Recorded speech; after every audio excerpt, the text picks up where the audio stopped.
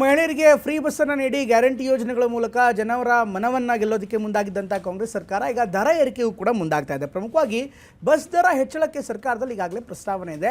Bus ದರ ಹೆಚ್ಚಳ ಮಾಡಲೇಬೇಕಾದಂಥ ಅನಿವಾರ್ಯತೆ ಇದೆ ಅಂತ ಸಾರಿಗೆ ಸಚಿವರು ಕೂಡ ಈಗಾಗಲೇ ಹೇಳ್ತಾ ಇದ್ದಾರೆ. ಒಂದು ಕಡೆಗೆ ಇಂಧನ ದರ ಅಂದರೆ ಪೆಟ್ರೋಲ್ ಮತ್ತು ಡೀಸೆಲ್ ದರ ಹೆಚ್ಚಳವಾಗ್ತಾ ಇದೆ.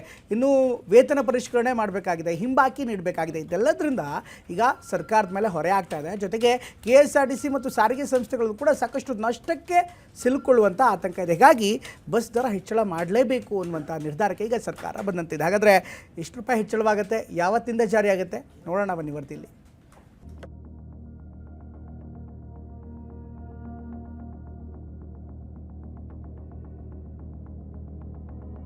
ಶಕ್ತಿ ಯೋಜನೆಯಿಂದ ಮಹಿಳೆಯರು ಫ್ರೀ ಬಸ್ನಲ್ಲಿ ಓಡಾಡ್ತಿದ್ದಾರೆ.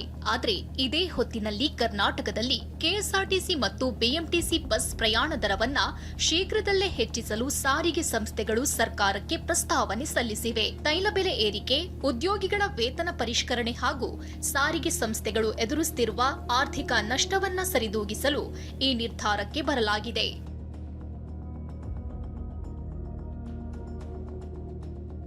ಸದ್ಯ ಸಿಎಂ ಅಂಗಳದಲ್ಲಿರುವ ಟಿಕೆಟ್ ದರ ಏರಿಕೆ ಪ್ರಸ್ತಾಪ ಮುಂದಿನ ಸಂಪುಟದಲ್ಲಿ ದರ ಏರಿಕೆಗೆ ಗ್ರೀನ್ ಸಿಗ್ನಲ್ ಸಿಗೋ ಸಾಧ್ಯತೆ ಹೆಚ್ಚಿದೆ.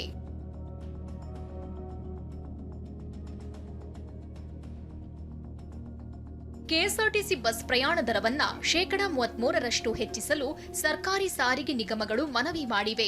ಇನ್ನು BMTC ಬಸ್ ಪ್ರಯಾಣ ದರ 44% ಏರಿಕೆಗೆ ಮನವಿ ಮಾಡಲಾಗಿದೆ. ಡೀಸೆಲ್ ದರ ಏರಿಕೆ ಹಿನ್ನೆಲೆ ಬಸ್ ಟಿಕೆಟ್ ದರ ಏರಿಕೆ ಅನಿವಾರ್ಯ ಅಂತ 4 ಸಾರಿಗೆ ನಿಗಮಗಳು ಪ್ರಸ್ತಾವನೆ ಇಟ್ಟಿದೆ. ಸದ್ಯ ಸಿಎಂ ಅಂಗಳದಲ್ಲಿ ಟಿಕೆಟ್ ದರ ಏರಿಕೆ ಪ್ರಸ್ತಾಪ ಇದೆ. ಮುಂದಿನ ಸಂಪುಟದಲ್ಲಿ ಪ್ರಯಾಣ ದರ ಏರಿಕೆಗೆ ಗ್ರೀನ್ ಸಿಗ್ನಲ್ ಸಿಗೋ ಸಾಧ್ಯತೆ ಹೆಚ್ಚಿದೆ. ಶಕ್ತಿ ಯೋಜನೆ ಉಳಿಯಬೇಕು ಅಂದ್ರೆ ಬಸ್ ದರ ಏರಿಕೆ ಅನಿವಾರ್ಯ ಅಂತಿದ್ದಾರೆ ಸಾರಿಗೆ ಸಚಿವ ಭೈರತಿ ಸುರೇಶ್. ಶಕ್ತಿ ಯೋಜನೆ ಕಾಂಗ್ರೆಸ್ ಪಕ್ಷದ ಮಹತ್ವಾಕಾಂಕ್ಷಿ ಯೋಜನೆ. ಈ ಪ್ರಪಂಚದಲ್ಲೇ ಯಾರು ಮಾಡಿದಂತಹ ಕೆಲಸವನ್ನು ಇವತ್ತು ನಮ್ಮ ಸರ್ಕಾರ ಮಾಡಿದೆ. ಅದನ್ನು ಮುಂದುವರಿಸ್ಕೊಂಡು ಹೋಗ್ಬೇಕು ಅನ್ನೋದೇ ನಮ್ಮ ಆಸೆ. ಅದ್ರ ಜೊತೆಯಲ್ಲಿ ನಮ್ಮದು ಸಂಸ್ಥೆಗಳು ಉಳಿಬೇಕಲ್ಲ.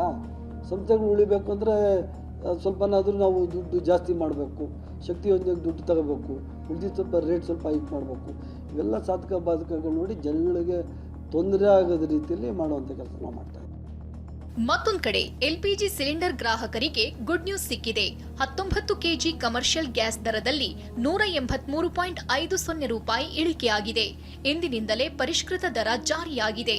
4 ತಿಂಗಳ ಬಳಿಕ ಮೊದಲ ಬಾರಿ ಗ್ಯಾಸ್ ದರ ಇಳಿಕೆ ಮಾಡಲಾಗಿದೆ. Bureau report TV9.